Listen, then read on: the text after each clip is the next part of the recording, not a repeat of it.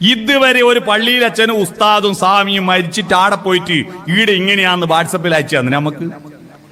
മരിച്ചു കഴിഞ്ഞാൽ എന്താന്ന് ഇതുവരെ ഒരാൾക്ക് ഒരു പിടിയുമില്ല. വീടൊന്ന് ഊഹം വെച്ചടിച്ചു വിടുന്ന. ആകാശത്ത് എത്ര നക്ഷത്രം ഉണ്ടെന്ന് അറിയാം നിങ്ങൾക്ക്? 48,37,23,412 നക്ഷത്രമുണ്ട്. കൃത്യം അല്ലേ ഗണ്ണിക്കോ?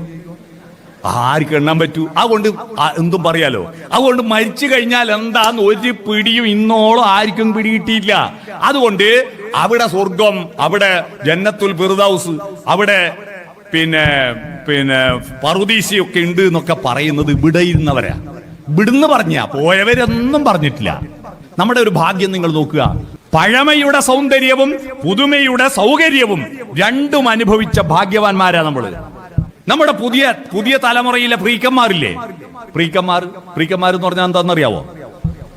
ഫ്രീക്കന്മാരെന്ന് പറഞ്ഞാൽ അറിയില്ല അല്ലെ? അരക്കൊടുക്കുന്ന പാന്റ് ചന്തിന്റെ അടിയിലാക്കി കൊടുക്കുന്ന പിള്ളേരെ കണ്ടിട്ടില്ലേ? അത് തന്നെ ഫ്രീക്കന്മാർ. മുടിയെല്ലാം ഇങ്ങനെയാക്കിയിട്ട് വെളുന്നരി എത്തിയ പോലത്തെ മുടിയാക്കിയിട്ട് നടക്കുന്ന ഈ ഫ്രീക്കന്മാർക്ക് പഴമയുടെ സൗന്ദര്യം ആസ്വദിക്കാൻ പറ്റിയിട്ടുണ്ടോ?